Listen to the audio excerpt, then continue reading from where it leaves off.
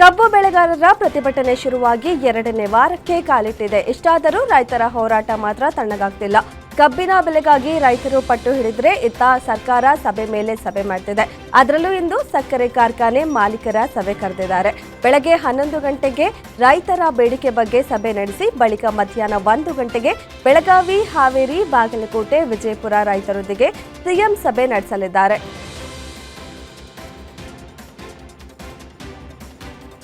ಬೆಳಗಾವಿ, ಬಾಗಲಕೋಟೆ, ಕಲಬುರಗಿ ಸೇರಿದಂತೆ ಹಲವು ಜಿಲ್ಲೆಗಳಲ್ಲಿ ಕಬ್ಬು ಬೆಳೆಗಾರರು ಪ್ರತಿಭಟನೆ ನಡೆಸಿದ್ದಾರೆ. ಅದರಲ್ಲೂ ಬೆಳಗಾವಿಯಲ್ಲಿ ಕಬ್ಬು ಬೆಳೆಗಾರರ ಪ್ರತಿಭಟನೆ ತೀವ್ರ ಸ್ವರೂಪ ಪಡೆದುಕೊಂಡಿದೆ. ಸರ್ಕಾರದ ವಿರುದ್ಧ ರೊಚ್ಚಿಗೆದ್ದಿದ್ದು ಹೆದ್ದಾರಿ ಬಂದ್ ಮಾಡುವ ಎಚ್ಚರಿಕೆ ನೀಡಿದ್ದಾರೆ. ಇಂದು ಸಂಜೆವರೆಗೆ ಸರ್ಕಾರಕ್ಕೆ ಸಮಯ ಕೊಡುತ್ತೇವೆ. ಅಷ್ಟರ ಒಳಗೆ ಪ್ರತಿ ಕ್ವಿಂಟಾಲ್ ಕಬ್ಬಿಗೆ 3,500 ರು ದರ ನಿಗದಿ ಮಾಡಿ ಆದೇಶ ಮಾಡಬೇಕು. ಇಲ್ಲವಾದಲ್ಲಿ ಪುಣೆ, ಬೆಂಗಳೂರು ರಾಷ್ಟ್ರೀಯ ಹೆದ್ದಾರಿ ಬಂದ್ ಮಾಡಲಾಗುವುದು ಎಂದು ಎಚ್ಚರಿಕೆ ನೀಡಿದರು. ಬೆಳಗಾವಿ ಕಬ್ಬು ಬೆಳೆಗಾರರ ಹೋರಾಟ 9ನೇ ದಿನಕ್ಕೆ ಕಾಲಿಟ್ಟಿದೆ. ಪ್ರತಿ ಕ್ವಿಂಟಾಲ್ಗೆ 3,500 ರು ಬೆಲೆ ನಿಗದಿಗೆ ಆಗ್ರಹಿಸಿ ರೈತರು ನಡೆಸುತ್ತಿರುವ ಅಹೋರಾತ್ರಿ ಹೋರಾಟ ದಿನದಿಂದ ದಿನಕ್ಕೆ ತೀವ್ರ ಸ್ವರೂಪ ಪಡೆದುಕೊಳ್ಳುತ್ತಿದೆ. ನಿನ್ನೆ ತುರ್ತು ಸುದ್ದಿಗೋಷ್ಠಿ ಮಾಡಿದ ಸಿಎಂ ಸಿದ್ದರಾಮಯ್ಯ, ಎಫ್ಆರ್ಪಿ ನಿಗದಿ ಮಾಡುವವರು ಕೇಂದ್ರ ಸರ್ಕಾರದವರು. ಪ್ರತಿ ವರ್ಷ ಕೇಂದ್ರ ನಿಗದಿ ಮಾಡುತ್ತದೆ ಎಂದು ಕೇಂದ್ರ ಸರ್ಕಾರದತ್ತ ಬೊಟ್ಟು ಮಾಡಿದ್ದಾರೆ. ಈ ಮೂಲಕ ಸದ್ಯ ಯಾವುದೇ ಪರಿಹಾರ ಹುಡುಕದೆ ಅಡ್ಡಗೋಡೆ ಮೇಲೆ ದೀಪ ಇಟ್ಟಂತೆ ಮಾತನಾಡಿ ಕೈ ತೊಳೆದುಕೊಂಡಿದ್ದಾರೆ. ಕಬ್ಬಿಗೆ ದರ ನಿಗದಿ ಆಗ್ರಹಿಸಿ ಬೆಳಗಾವಿಯಲ್ಲಿ ರೈತರ ಅಹೋರಾತ್ರಿ ಹೋರಾಟ ಮುಂದುವರೆದಿದೆ. ಪ್ರತಿಭಟನೆ ತೀವ್ರ ಸ್ವರೂಪ ಪಡೆದುಕೊಳ್ಳುತ್ತಿದ್ದಂತೆ ಸಕ್ಕರೆ ಖಾತೆ ಸಚಿವ ಶಿವಾನಂದ ಪಾಟೀಲ್ ಅವರು ಸ್ಥಳಕ್ಕೆ ಭೇಟಿ ನೀಡಿದರು. 8ನೇ ದಿನಕ್ಕೆ ಬಂದಿದ್ದಾರೆಂದು ರೊಚ್ಚಿಗೆದ್ದ ರೈತರು ಸಚಿವರ ವಿರುದ್ಧ ಘೋಷಣೆ ಕೂಗಿದ್ರು. ಅಲ್ಲದೆ ಮತ್ತೊಂದು ಹೆಜ್ಜೆ ಮುಂದೆ ಹೋಗಿ ಸಚಿವರ ಕಾರಿನ ಮೇಲೆ ಚಪ್ಪಲಿ ಎಸೆದು ಆಕ್ರೋಶ ಹೊರಹಾಕಿದ್ದಾರೆ.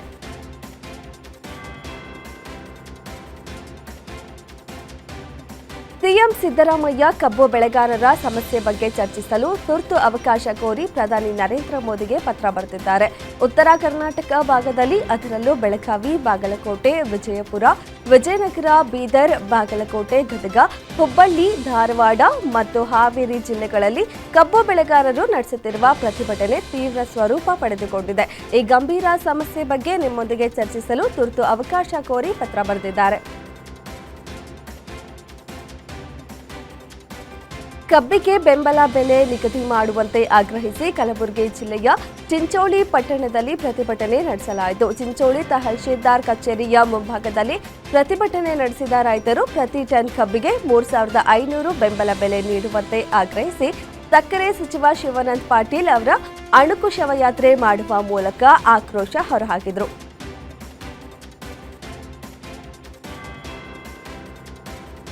ಕಬ್ಬು ಬೆಳೆಗಾರರ ಹೋರಾಟಕ್ಕೆ ಜೈನ ಮುನಿ, ಗುಣಧರ ನಂದಿ ಮಹಾರಾಜರು ಬೆಂಬಲ ಸೂಚಿಸಿದ್ದಾರೆ. ಹುಬ್ಬಳ್ಳಿಯಲ್ಲಿ ಮಾತನಾಡಿದ ಅವರು, ರೈತರು ರಸ್ತೆಗಿಳಿದು ಬೊಬ್ಬೆ ಹೊಡೆಯುತ್ತಿದ್ದಾರೆ. ಇದಕ್ಕಿಂತ ದುರದೃಷ್ಟ ರಾಜ್ಯದಲ್ಲಿ ಏನಿದೆ? ಕೇಂದ್ರ ಮತ್ತು ರಾಜ್ಯ ಸರ್ಕಾರ ರೈತರ ಸಮಸ್ಯೆ ಬಗೆಹರಿಸಬೇಕು ಎಂದು ಸರ್ಕಾರದ ವಿರುದ್ಧ ಜೈನ ಮುನಿಗಳು ಗುಡುಗಿದ್ದಾರೆ.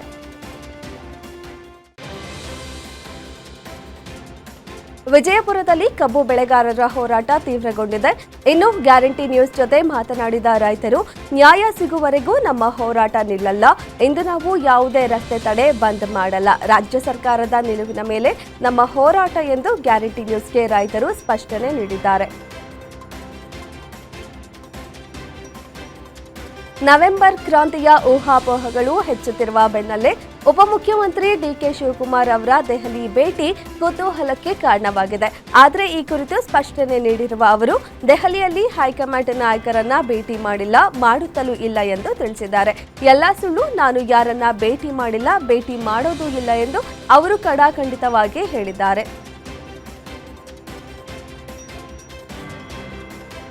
ಆರ್ಟಿಐ ಕಾರ್ಯಕರ್ತರ ಹೆಸರಿನಲ್ಲಿ ಖಾಸಗಿ ಸೊಸೈಟಿಯಿಂದ ಲೂಟಿಗೆ ಪ್ರಯತ್ನಿಸಿದವರನ್ನ ಹುಬ್ಬಳ್ಳಿ ಪೊಲೀಸರು ಬಂಧಿಸಿದ್ದಾರೆ. ಖಾಸಗಿ ಸೊಸೈಟಿ ವಿರುದ್ಧ ಸುಳ್ಳು ಆರೋಪ ಮಾಡಿದ ಆರೋಪಿಗಳು ಆರ್ಟಿಐಗೆ ಮಾಹಿತಿ ನೀಡಬೇಕು, ಇಲ್ಲದಿದ್ದರೆ 1.5 ಕೋಟಿ ಹಣ ನೀಡಬೇಕು ಎಂದು ಬೇಡಿಕೆ ಇಟ್ಟಿದ್ರು. ಈ ಬೆನ್ನಲ್ಲೇ ಸೊಸೈಟಿ ಸದಸ್ಯರು ಪೊಲೀಸರಿಗೆ ದೂರು ನೀಡಿದರು. ಹಣ ನೀಡುವುದಾಗಿ ಆರೋಪಿಗಳನ್ನ ಹುಬ್ಬಳ್ಳಿಗೆ ಕರೆಸಿದ ಪೊಲೀಸರು 4ರನ್ನ ಬಂಧಿಸಿದ್ದಾರೆ. ನೆಲಮಂಗಲದಲ್ಲಿ ಅಕ್ರಮವಾಗಿ ಕಸಾಯಿಖಾನೆಗೆ ಕೋಣಗಳ ಸಾಗಾಟ ಮಾಡುತ್ತಿದ್ದ ಟ್ರಕ್ವೊಂದನ್ನ ಪೊಲೀಸರು ವಶಕ್ಕೆ ಪಡೆದಿದ್ದಾರೆ. 51 ಕೋಣಗಳ ರಕ್ಷಣೆ ಮಾಡಿದ್ದಾರೆ. ಹರಿಯಾಣದಿಂದ ಕೇರಳಕ್ಕೆ ಕೋಣಗಳನ್ನ ಸಾಗಿಸುತ್ತಿದ್ದ ಕ್ಯಾಂಟರ್ ಎನ್ನಲಾಗಿದೆ. ವಾಹನ ತಪಾಸಣೆ ನಡೆಸಿದಾಗ ಈ ಅಕ್ರಮ ಬಯಲಾಗಿದ್ದು, ವಾಹನ ತಡೆಯಲಾಗುತ್ತಿದ್ದಂತೆ ಇಬ್ಬರು ಆರೋಪಿಗಳು ಪರಾರಿಯಾಗಿದ್ದಾರೆ. ಘಟನೆ ಸಂಬಂಧ ನೆಲಮಂಗಲ ಪೊಲೀಸ್ ಠಾಣೆಯಲ್ಲಿ ಪ್ರಕರಣ ದಾಖಲಾಗಿದೆ. ಶಾಸಕ ಬಿಪಿ ಹರೀಶ್ ನಾಪತ್ತೆಯಾಗಿದ್ದಾರೆಂದು ಹರಿಹರದ ಯೂತ್ ಕಾಂಗ್ರೆಸ್ನಿಂದ ಪ್ರತಿಭಟನೆ ನಡೆಸಲಾಗಿದೆ. ಶಾಸಕರ ವಿರುದ್ಧ ಸಿಡಿದೆದ್ದ ಯೂತ್ ಕಾಂಗ್ರೆಸ್ ಹರಿಹರ ಕ್ಷೇತ್ರದಲ್ಲಿ ಯಾವುದೇ ಅಭಿವೃದ್ಧಿ ಕಾರ್ಯ ಆಗುತ್ತಿಲ್ಲ. ಶಾಸಕ ಬಿಪಿ ಹರೀಶ್ ನಾಪತ್ತೆಯಾಗಿದ್ದಾರೆ, ಹುಡುಕಿ ಕೊಡಿ ಎಂದು ಬಸ್ ನಿಲ್ದಾಣ, ರೈಲ್ವೆ ನಿಲ್ದಾಣ ಸೇರಿ ವಿವಿಧೆಡೆ ಪೋಸ್ಟರ್ ಅಂಟಿಸಿ ಕಾರ್ಯಕರ್ತರು ಆಕ್ರೋಶ ಹೊರಹಾಕಿದ್ದಾರೆ. ಕರ್ನಾಟಕದ ಉತ್ತರ ಒಳನಾಡಿನಲ್ಲಿ ಈಶಾನ್ಯ ಮಾನ್ಸೂನ್ ಸಾಮಾನ್ಯವಾಗಿದ್ದರೂ ಕರಾವಳಿ ಮತ್ತು ದಕ್ಷಿಣ ಒಳನಾಡಿನಲ್ಲಿ ದುರ್ಬಲವಾಗಿತ್ತು. ಇಂದು ದಕ್ಷಿಣ ಒಳನಾಡಿನ ಬೆಂಗಳೂರು ಗ್ರಾಮಾಂತರ, ಕೋಲಾರ, ಚಿಕ್ಕಬಳ್ಳಾಪುರ, ಮಂಡ್ಯ, ಮೈಸೂರು, ರಾಮನಗರ, ಚಾಮರಾಜನಗರ, ಕೊಡಗು, ಹಾಸನ, ತುಮಕೂರು, ಚಿತ್ರದುರ್ಗ 14 ಜಿಲ್ಲೆಗಳಿಗೆ ಹವಾಮಾನ ಇಲಾಖೆ ಯೆಲ್ಲೋ ಅಲರ್ಟ್ ಘೋಷಿಸಿದ್ದು, ಗುಡುಗು ಸಹಿತ ಮಳೆಯಾಗುವ ನಿರೀಕ್ಷೆ ಇದೆ. ಬಿಹಾರ ವಿಧಾನಸಭಾ ಚುನಾವಣೆಗೆ ಮೊದಲ ಹಂತದ ಮತದಾನ ಇಂದು ನಡೆದಿದೆ. ಉಪಮುಖ್ಯಮಂತ್ರಿ ವಿಜಯ್ ಕುಮಾರ್ ಸಿನ್ಹಾ ಅವರ ವಾಹನದ ಮೇಲೆ ದಾಳಿ ಸೇರಿದಂತೆ ಹಲವು ಕಡೆಗಳಲ್ಲಿ ಹಿಂಸಾಚಾರದ ವರದಿಯಾಗಿದೆ. ಮೊದಲ ಹಂತದಲ್ಲಿ 121 ಸ್ಥಾನಗಳಿಗೆ ಮತದಾನ ನಡೆದಿದೆ. ಒಟ್ಟು 3.75 ಕೋಟಿ ಮತದಾರರಿದ್ದಾರೆ. ಬೇಗುಸರಾಯ್ ಜಿಲ್ಲೆಯಲ್ಲಿ ಅತಿ ಹೆಚ್ಚು (67.32% ಮತದಾನವಾಗಿದೆ. ಹಾಗೆಯೇ ಸಮಸ್ತಿಪುರದಲ್ಲಿ (66.65%, ಮಾಧೇಪುರದಲ್ಲಿ (65.74% ಮತದಾನವಾಗಿದೆ. ಮತಗಳ್ಳರೇ ಅಧಿಕಾರದ ಗದ್ದುಗೆ ಬಿಡಿ ಎಂಬ ಘೋಷಣೆಯೊಂದಿಗೆ ಬಿಜೆಪಿ ವಿರುದ್ಧ ಆರಂಭವಾದ ಅಭಿಯಾನವು ನಾಳೆಗೆ ಮೊದಲ ವರ್ಷ ತುಂಬಲಿದ್ದು, ದೇಶಾದ್ಯಂತ ಬೃಹತ್ ಕಾರ್ಯಕ್ರಮ ಹಮ್ಮಿಕೊಳ್ಳಲಾಗಿದೆ. ಈ ಕುರಿತು ಮಾಹಿತಿ ನೀಡಿದ ಕೆಸಿ ವೇಣುಗೋಪಾಲ್, ಚುನಾವಣಾ ಆಯೋಗದ ಜೊತೆ ಸೇರ್ಕೊಂಡು ಬಿಜೆಪಿಯು ನಡೆಸಿದ ಮತಕಳವಿನ ವಿರುದ್ಧ ವ್ಯಕ್ತವಾದ ಜನಾಕ್ರೋಶ ಹಾಗೂ ಅಸಮಾಧಾನದ ಕುರಿತಂತೆ ದೇಶಾದ್ಯಂತ 5 ಕೋಟಿ ಜನರಿಂದ ಸಹಿ ಸಂಗ್ರಹಿಸಿದ್ದು, ರಾಷ್ಟ್ರಪತಿಯವರಿಗೆ ಹಸ್ತಾಂತರಿಸಲಾಗುವುದು ಎಂದು ತಿಳಿಸಿದ್ದಾರೆ. ಬಿಹಾರದಲ್ಲಿ ಎನ್ಡಿಎ ಅಧಿಕಾರಕ್ಕೆ ಬಂದ 2.5 ವರ್ಷಗಳ ಒಳಗೆ ಸೀತಾಮರ್ಹಿಯಲ್ಲಿ ಭವ್ಯವಾದ ಸೀತಾಮಾತಾ ಮಂದಿರವನ್ನು ನಿರ್ಮಿಸಲಾಗುವುದು ಎಂದು ಕೇಂದ್ರ ಗೃಹ ಸಚಿವ ಅಮಿತ್ ಶಾ ಘೋಷಿಸಿದ್ದಾರೆ. ಚುನಾವಣಾ ರ್ಯಾಲಿಯಲ್ಲಿ ಮಾತನಾಡಿದ ಅಮಿತ್ ಶಾ, ಮಹಾಗಠಬಂಧನ್ ನಾಯಕರನ್ನ ತರಾಟೆಗೆ ತೆಗೆದುಕೊಂಡಿದ್ದಾರೆ. ರಾಹುಲ್ ಗಾಂಧಿ, ಲಾಲು ಪ್ರಸಾದ್ ಯಾದವ್ ಕೂಡ ಸೀತಾ ಮಂದಿರದ ನಿರ್ಮಾಣವನ್ನ ತಡೆಯಲು ಸಾಧ್ಯವಿಲ್ಲ ಎಂದು ಅವರು ಹೇಳಿದ್ದಾರೆ.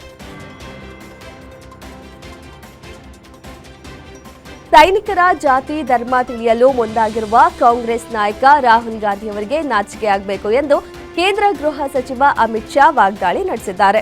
ಬಿಹಾರದ ರ್ಯಾಲಿಗಳಲ್ಲಿ ಭಾಗವಹಿಸಿ ಮಾತನಾಡಿದ ಅವರು, ರಾಹುಲ್ ಗಾಂಧಿ ಅವರು ಸೈನಿಕರ ಜಾತಿ ಹಾಗೂ ಧರ್ಮವನ್ನು ಅರಿಯಲು ಬಯಸಿದ್ದಾರೆ.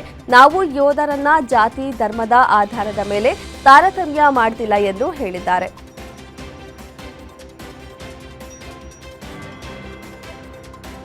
ಜಮ್ಮು ಮತ್ತು ಕಾಶ್ಮೀರದ ಪಹಲ್ಗಾಮ್ನಲ್ಲಿ ನಡೆದ ಭೀಕರ ಉಗ್ರರ ದಾಳಿ ಇಡೀ ದೇಶವನ್ನೇ ಬೆಚ್ಚಿ ಬೀಳಿಸಿತು. ಅದಾಗಿ 6 ತಿಂಗಳುಗಳಾಗಿವೆ. ಇದೀಗ ಮತ್ತೆ ಭಾರತದಲ್ಲಿ ಮತ್ತೊಂದು ಪ್ರಮುಖ ಭಯೋತ್ಪಾದಕ ಸಂಚಿನ ಬಗ್ಗೆ ಗುಪ್ತಚರ ಇಲಾಖೆ ಎಚ್ಚರಿಕೆ ನೀಡಿದೆ. ಜಮ್ಮು ಮತ್ತು ಕಾಶ್ಮೀರದಲ್ಲಿ ಸಂಘಟಿತ ದಾಳಿಗಳಿಗೆ LAT, JEM ಪ್ಲಾನ್ ಮಾಡುತ್ತಿವೆ ಎಂಬ ಮಾಹಿತಿ ಲಭ್ಯವಾಗಿದೆ. ಹೀಗಾಗಿ ಭದ್ರತೆಯನ್ನ ಹೆಚ್ಚಿಸಲಾಗಿದೆ. ತೆಲಂಗಾಣದ ಕಾರ್ಯಕ್ರಮದಲ್ಲಿ ಮಾತನಾಡಿದ ಮುಖ್ಯಮಂತ್ರಿ ರೇವಂತ್ ರೆಡ್ಡಿ ಅವರು, ನಾವು ಮಾಜಿ ಕ್ರಿಕೆಟಿಗ ಮೊಹಮ್ಮದ್ ಅಜರುದ್ದೀನ್ ಅವರನ್ನ ಸಚಿವರನ್ನಾಗಿ ನೇಮಿಸಿದ್ದೇವೆ. ಮುಸ್ಲಿಂ ಸಹೋದರರಿಗೆ ಅವರ ಪಾಲನ್ನ ನೀಡಿದ್ದೇವೆ. ಮುಸ್ಲಿಮರು ಎಂದರೆ ಕಾಂಗ್ರೆಸ್, ಕಾಂಗ್ರೆಸ್ ಎಂದರೆ ಮುಸ್ಲಿಮರು. ಇದು ಕಾಂಗ್ರೆಸ್ನ ಶಕ್ತಿ, ತೆಲಂಗಾಣ ಸರ್ಕಾರದ ಶಕ್ತಿ. ತೆಲಂಗಾಣ ಸರ್ಕಾರದ 2 ಕಣ್ಣುಗಳು ಮುಸ್ಲಿಮರು ಮತ್ತು ಹಿಂದೂಗಳು. ನಾವು ಇಬ್ಬರ ನಡುವೆ ಯಾವುದೇ ವ್ಯತ್ಯಾಸವನ್ನ ನೋಡಿಲ್ಲ ಎಂದು ಹೇಳಿದರು.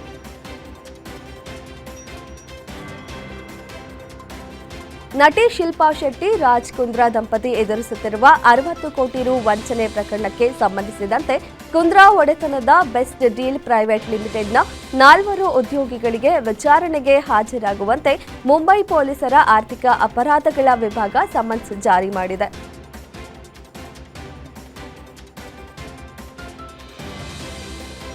ಹಣ ಅಕ್ರಮ ವರ್ಗಾವಣೆ ನಡೆಸಿದ ಆರೋಪದ ಮೇಲೆ ಜಾರಿ ನಿರ್ದೇಶನಾಲಯವು ರಿಲಯನ್ಸ್ ಸಮೂಹ ಸಂಸ್ಥೆಯ ಅಧ್ಯಕ್ಷ ಅನಿಲ್ ಅಂಬಾನಿ ಅವರಿಗೆ ಹೊಸತಾಗಿ ಸಮನ್ಸ್ ಜಾರಿಗೊಳಿಸಿದೆ ಎಂದು ಮೂಲಗಳು ತಿಳಿಸಿವೆ. ನವೆಂಬರ್ 14ರಂದು ವಿಚಾರಣೆಗೆ ಹಾಜರಾಗುವಂತೆ ನೋಟಿಸ್ ನೀಡಿದೆ. ಸ್ಟೇಟ್ ಬ್ಯಾಂಕ್ ಆಫ್ ಇಂಡಿಯಾಗೆ 2,929 ಕೋಟಿ ವಂಚನೆ ಮಾಡಿದ ಆರೋಪ ರಿಲಯನ್ಸ್ ಕಮ್ಯುನಿಕೇಷನ್ ಲಿಮಿಟೆಡ್ ಕಂಪನಿ ಮೇಲಿದೆ. ಈ ಸಂಬಂಧ ವಿಚಾರಣೆಗೆ ಹಾಜರಾಗುವಂತೆ ನೋಟಿಸ್ ನೀಡಲಾಗಿದೆ. ದೆಹಲಿ ಎನ್ಸಿಆರ್ನಲ್ಲಿ ವಾಯು ಮಾಲಿನ್ಯ ಮತ್ತೆ ಹದಗೆಟ್ಟಿದೆ. ಇಂದು ಬೆಳಗ್ಗೆ ಗಾಳಿಯ ಗುಣಮಟ್ಟವು ಕಳಪೆ ಮತ್ತು ಅತಿ ಕಳಪೆ ಮಟ್ಟದಲ್ಲಿತ್ತು. ಇದರಿಂದ ಬೆಳಗಿನ ವಾಯು ವಿಹಾರ ಮತ್ತು ದೈಹಿಕ ಚಟುವಟಿಕೆಯನ್ನು ತಪ್ಪಿಸಲು ವೈದ್ಯರು ಜನರಿಗೆ ಸಲಹೆ ನೀಡಿದ್ದಾರೆ. ಕೇಂದ್ರ ಮಾಲಿನ್ಯ ನಿಯಂತ್ರಣ ಮಂಡಳಿ ಹೊರಡಿಸಿದ ಗಾಳಿಯ ಗುಣಮಟ್ಟದ ಬುಲೆಟಿನ್ ಪ್ರಕಾರ ರಾಷ್ಟ್ರ ರಾಜಧಾನಿಯು ವಾಯು ಗುಣಮಟ್ಟವು ಕಳಪೆ AQI 278 ವರ್ಗದಲ್ಲಿತ್ತು ಎಂದು ತಿಳಿದುಬಂದಿದೆ.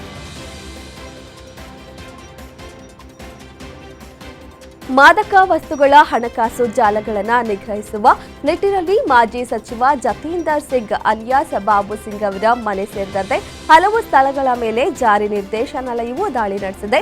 ಭಯೋತ್ಪಾದಕರ ಜೊತೆ ಸಂಪರ್ಕ ಹೊಂದಿದ ಹವಾಲಾ ಹಣ ವರ್ಗಾವಣೆಗೆ ಸಂಬಂಧಿಸಿದಂತೆ ಇಡಿ ಈಗಾಗಲೇ ತನಿಖೆ ನಡೆಸಿದ್ದು, ಶ್ರೀನಗರದ 6 ಹಾಗೂ ಜಮ್ಮುವಿನ 2 ಸ್ಥಳಗಳಲ್ಲಿ ಶೋಧ ನಡೆಸಿದ್ದಾರೆ.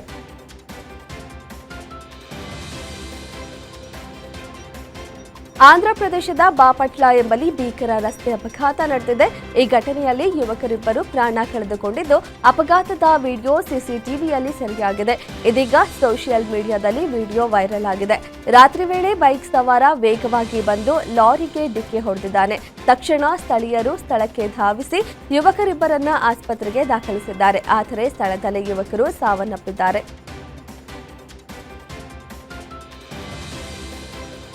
ಭಾರತೀಯ ನೌಕಾಪಡೆಯು ತನ್ನ ಹೈಡ್ರೋಗ್ರಾಫಿಕ್ ಸರ್ವೆ ಸಾಮರ್ಥ್ಯಗಳನ್ನು ಹೆಚ್ಚಿಸಲು SPL ವರ್ಗದ 3ನೇ ನೌಕೆಯಾದ ಇಕ್ಷಾಕ್ ಅನ್ನ ನಿಯೋಜಿಸಿದೆ. ಕೊಚ್ಚಿಯ ನೌಕಾನೆಲೆಯಲ್ಲಿ ನಡೆದ ಸಮಾರಂಭದಲ್ಲಿ ನೌಕಾಪಡೆಯ ಮುಖ್ಯಸ್ಥ ಅಡ್ಮಿರಲ್ ದಿನೇಶ್ ಕೆ ತ್ರಿಪಾಠಿ ಅವರ ಸಮ್ಮುಖದಲ್ಲಿ ಈ ನೌಕೆ ಔಪಚಾರಿಕವಾಗಿ ಸೇವೆಗೆ ನಿಯೋಜನೆಗೊಂಡಿತು. ಇದು ದಕ್ಷಿಣ ನೌಕಾ ಕಮಾಂಡ್ನಲ್ಲಿ ನೆಲೆಗೊಳ್ಳಲಿರುವ ಮೊದಲ ಸರ್ವೆ ಹಡಗು ಆಗಲಿದೆ. 2024ರ ಹರಿಯಾಣ ವಿಧಾನಸಭಾ ಚುನಾವಣೆಯಲ್ಲಿ ಲಕ್ಷಾಂತರ ನಕಲಿ ಮತಗಳು ಚಲಾವಣೆಯಾಗಿವೆ ಎಂದು ಲೋಕಸಭೆಯ ವಿರೋಧ ಪಕ್ಷದ ನಾಯಕ ರಾಹುಲ್ ಗಾಂಧಿ ಹೇಳಿದ್ದಾರೆ. ಅವರು ಬ್ರೆಜಿಲ್ ಮಾಡೆಲ್ ಫೋಟೋವೊಂದನ್ನು ತೋರಿಸಿ ಮತದಾರರ ಪಟ್ಟಿಯಲ್ಲಿ ಈಕೆ 22 ಬಾರಿ ಕಾಣಿಸಿಕೊಂಡಿದ್ದಾರೆಂದು ಆರೋಪಿಸಿದರು. ಈಗ ಆ ಮಾಡೆಲ್ ವಿಡಿಯೋವೊಂದನ್ನು ಮಾಡಿದ್ದು ಈಕೆಗೂ ಭಾರತದ ರಾಜಕೀಯಕ್ಕೂ ಯಾವುದೇ ಸಂಬಂಧವಿಲ್ಲವೆಂದು ಸ್ಪಷ್ಟಪಡಿಸಿದ್ದಾರೆ.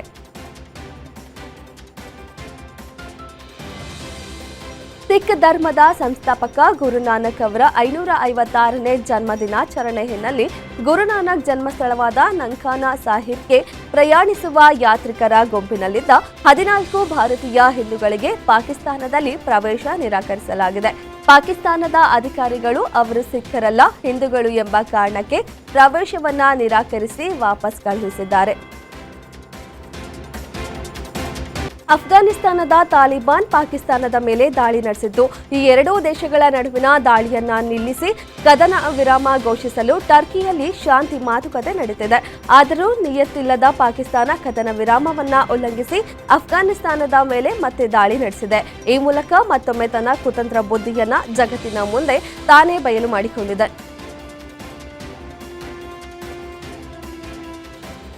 ಕಳೆದ ಮೇ ತಿಂಗಳಿನಲ್ಲಿ ನಡೆದ ಭಾರತ ಮತ್ತು ಪಾಕಿಸ್ತಾನ ಮಿಲಿಟರಿ ಸಂಘರ್ಷದ ಕುರಿತು ಅಮೆರಿಕ ಅಧ್ಯಕ್ಷ ಡೊನಾಲ್ಡ್ ಟ್ರಂಪ್ ಅವರು ತಮ್ಮ ಮೊಂಡುತನದ ಹೇಳಿಕೆ ನೀಡುವುದನ್ನು ಮುಂದುವರೆಸಿದ್ದಾರೆ. ಈ ಯುದ್ಧದಲ್ಲಿ ಒಟ್ಟು 7 ವಿಮಾನಗಳನ್ನು ಹೊಡೆದು ಉರುಳಿಸಲಾಗಿತ್ತು. 8ನೇ ವಿಮಾನ ಹೆಚ್ಚಿನ ಹಾನಿಗೊಂಡಿತ್ತು. ಒಟ್ಟಾರೆ 8 ವಿಮಾನ ಹೊಡೆದು ಉರುಳಿಸಲಾಗಿತ್ತು ಎಂದಿರುವ ಟ್ರಂಪ್, ಉಭಯ ದೇಶಗಳ ಮಧ್ಯೆ ನಾನು ಶಾಂತಿ ಮಾತುಕತೆ ನಡೆಸಿದ್ದಾಗಿ ಪುನರುಚ್ಚರಿಸಿದ್ದಾರೆ.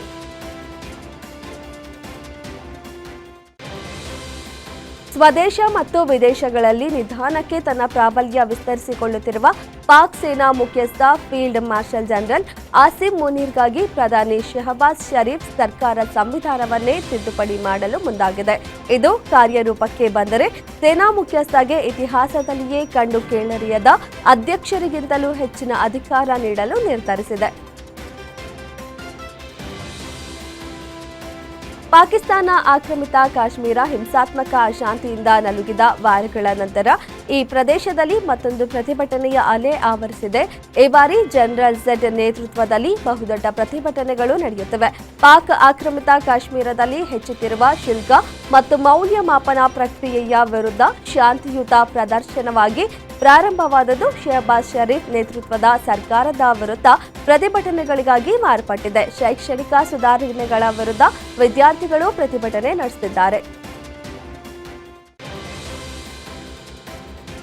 ನಿಂತಿದ್ದ ಕಾರು ಏಕಾಏಕಿ ಸ್ಫೋಟಗೊಂಡ ಪರಿಣಾಮ ಬೆಂಕಿ ಹೊತ್ತಿ ಉರಿದಿದ್ದು ಪ್ರದೇಶದಾದ್ಯಂತ ಅಗ್ನಿಯ ಕೆನ್ನಾಲಿಗೆ ವ್ಯಾಪಿಸಿರುವ ಘಟನೆ ಅಮೆರಿಕದ ನ್ಯೂಯಾರ್ಕ್ ರಾಜ್ಯದ ದಿ ಬ್ರಾಂಕ್ಸ್ ಪ್ರದೇಶದಲ್ಲಿ ನಡೆದಿದೆ. ಸ್ಫೋಟದ ಪರಿಣಾಮವಾಗಿ ಭೀಕರ ಬೆಂಕಿ ಹೊತ್ತಿಕೊಂಡಿದ್ದು ಹತ್ತಿರದ ಪ್ರದೇಶಗಳಲ್ಲಿ ಅಗ್ನಿ ವ್ಯಾಪಿಸಿದೆ. ಬೆಂಕಿ ನಂದಿಸುವ ವೇಳೆ 5 ಅಗ್ನಿಶಾಮಕ ದಳದ ಸಿಬ್ಬಂದಿ ಗಾಯಗೊಂಡಿದ್ದಾರೆ ಎಂದು ತಿಳಿದು ಬಂದಿದೆ. ಬೆಂಕಿಯ ಭೀಕರ ದೃಶ್ಯಗಳು ಕ್ಯಾಮೆರಾದಲ್ಲಿ ಸೆರೆಯಾಗಿದ್ದು ಸಾಮಾಜಿಕ ಮಾಧ್ಯಮದಲ್ಲಿ ವೈರಲ್ ಆಗಿದೆ.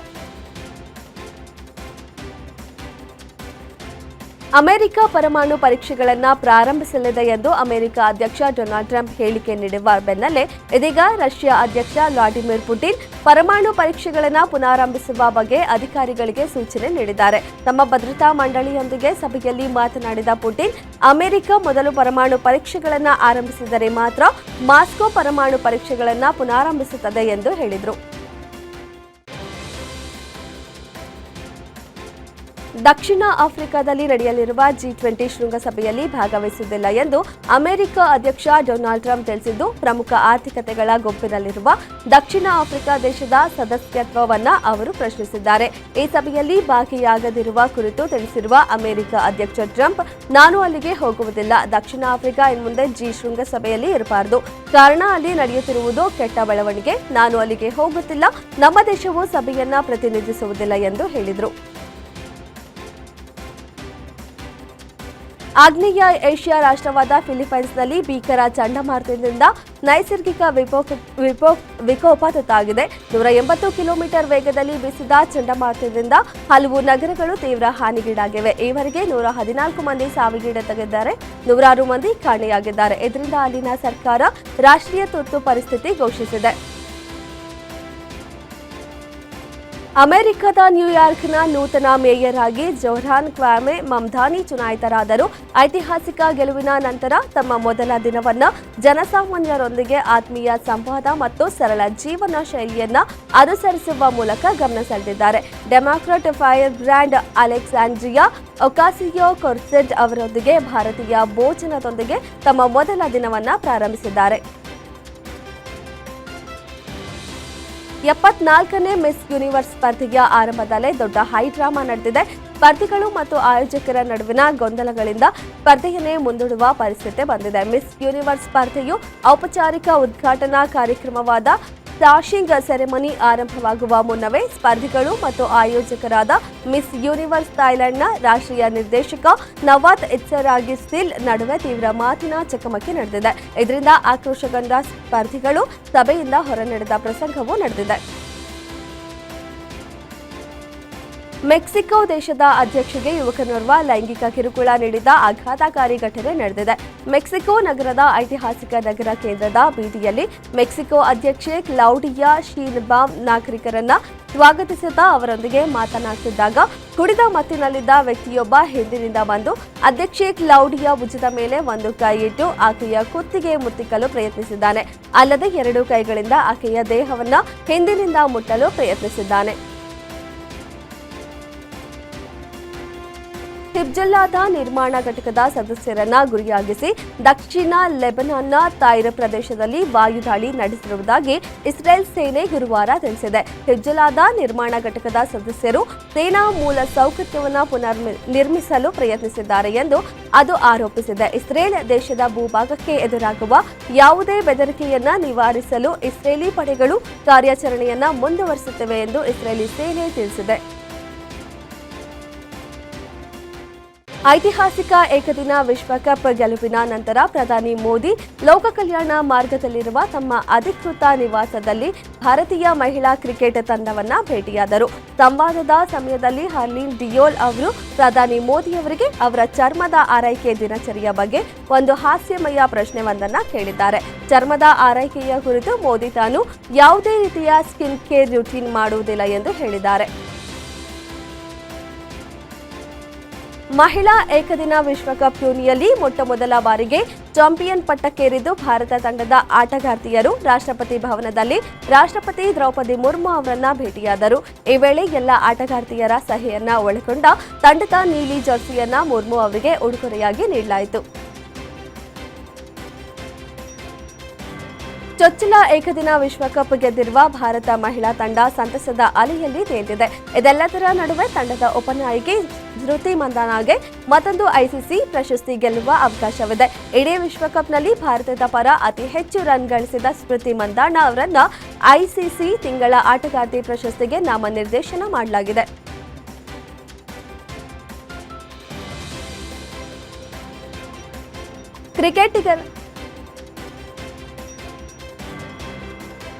ಕ್ರಿಕೆಟಿಗರಾದ ಸುರೇಶ್ ರೈನಾ ಮತ್ತು ಶಿಖರ್ ಧವನ್ ವಿರುದ್ಧ ಜಾರಿ ನಿರ್ದೇಶನಾಲಯ ಕಠಿಣ ಕ್ರಮ ಕೈಗೊಂಡಿದೆ. ಹಣ ವರ್ಗಾವಣೆ ಪ್ರಕರಣದಲ್ಲಿ ಈ ಇಬ್ಬರು ಕ್ರಿಕೆಟರಿಗೆ ಸೇರಿದ ಕೋಟ್ಯಾಂತರ ರೂಪಾಯಿ ಮೌಲ್ಯದ ಆಸ್ತಿಯನ್ನ ಇಡೀ ಮುಟ್ಟುಗೋಲು ಹಾಕೊಂಡಿದೆ. ಈ ಹಿನ್ನೆಲೆ ಈ ಇಬ್ಬರಿಗೂ ದೊಡ್ಡ ಸಂಕಷ್ಟ ಎದುರಾಗಿದೆ.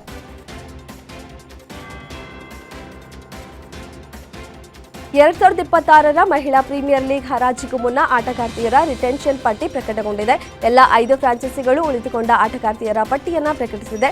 ಗಾಯದಿಂದಾಗಿ ಕಳೆದ ಆವೃತ್ತಿಯಿಂದ ಹೊರಗುಳಿದ ಕನ್ನಡತಿ ಶ್ರೇಯಾಂಕ ಪಾಟೀಲ್ ಆರ್ಸಿಬಿ ತಂಡದಲ್ಲಿ ಸ್ಥಾನ ಉಳಿಸಿಕೊಂಡಿದ್ದಾರೆ. ಅವರನ್ನ 60 ಲಕ್ಷ ರುಗೆ ರಿಟೈನ್ ಮಾಡಿಕೊಳ್ಳಲಾಗಿದೆ. ಭಾರತ ಹಾಗೂ ಆಸ್ಟ್ರೇಲಿಯಾ ನಡುವಿನ 4ನೇ ಟಿ20 ಪಂದ್ಯದಲ್ಲಿ ಆಸ್ಟ್ರೇಲಿಯಾ ತಂಡವು 48 ರನ್ಗಳ ಸೋಲಿಗೆ ತುತ್ತಾಯಿತು. ಸತತ 2ನೇ ಗೆಲುವಿನ ಓಟವನ್ನು ಮುಂದುವರೆಸಿದ ಸೂರ್ಯಕುಮಾರ್ ಯಾದವ್ ಪಡೆ 5 ಪಂದ್ಯಗಳ ಸರಣಿಯಲ್ಲಿ 2-1ರಿಂದ ಮುನ್ನಡೆ ಸಾಧಿಸಿದೆ. ನಾಳೆ ಗಬ್ಬಾದಲ್ಲಿ ನಡೆಯುವ ಅಂತಿಮ ಹಾಗೂ ಸರಣಿ ನಿರ್ಣಾಯಕ ಪಂದ್ಯ ಭಾರೀ ಕುತೂಹಲ ಮೂಡಿಸಿದೆ. ಚಾಂಪಿಯನ್ ರಾಯಲ್ ಚಾಲೆಂಜರ್ಸ್ ಬೆಂಗಳೂರು ತಂಡ ಮುಂದಿನ 2026ರ ಇಂಡಿಯನ್ ಪ್ರೀಮಿಯರ್ ಲೀಗ್ ಟೂರ್ನಿಗೂ ಮುನ್ನ ಮಾರಾಟಕ್ಕೆ ಸಿದ್ಧವಾಗಿದೆ. ಡಿಯಾಜಿಯೋ ತನ್ನ ಬೆಂಗಳೂರು ಫ್ರಾಂಚೈಸಿಯನ್ನ ಮಾರಾಟ ಮಾಡುವ ಪ್ರಕ್ರಿಯೆಯನ್ನ ಪ್ರಾರಂಭಿಸಿದೆ. ಮುಂದಿನ ವರ್ಷ ಮಾರ್ಚ್ 31ರ ಒಳಗೆ ಮಾರಾಟ ಮಾಡುವ ಗುರಿಯನ್ನ ಹೊಂದಿದೆ. ಕೆಜಿಎಫ್ ಚಾಚಾ ಎಂದೇ ಖ್ಯಾತರಾಗಿದ್ದ ಕನ್ನಡದ ಖಳನಟ ಹರೀಶ್ ರಾಯ್ ನಿಧನರಾಗಿದ್ದಾರೆ. ಓಂ ಸಿನಿಮಾದಲ್ಲಿ ಖಳನಟನಾಗಿ ಮಿಂಚಿದ ಹರೀಶ್ ರಾಯ್ ಜೋಡಿ ಹಕ್ಕಿ ಚಕ್ರವರ್ತಿ, ಕಾಶಿ, ಸಂಜು ವಿಟ್ಸ್ ಗೀತ, ನಲ್ಲ, ತಾಯವ್ವ ಸೇರಿದಂತೆ ಅನೇಕ ಸಿನಿಮಾಗಳಲ್ಲಿ ನಟಿಸಿದ್ರು. ಇತ್ತೀಚೆಗೆ ಥೈರಾಯ್ಡ್ ಕ್ಯಾನ್ಸರ್ನಿಂದ ಬಳಲುತ್ತಿದ್ರು. ಕೆಜಿಎಫ್ ಚಿತ್ರದ ನಂತರ ಕ್ಯಾನ್ಸರ್ ಕಾಯಿಲೆ ಕಾಣಿಸಿಕೊಂಡಿತ್ತು. 3-4 ವರ್ಷದಿಂದ ಕ್ಯಾನ್ಸರ್ನಿಂದ ಬಳಲುತ್ತಿದ್ರು. ಚಿಕಿತ್ಸೆ ಫಲಿಸದೆ ಭಾರತ ಲೋಕಕ್ಕೆ ಪಯಣ ಬೆಳೆಸಿದ್ದಾರೆ.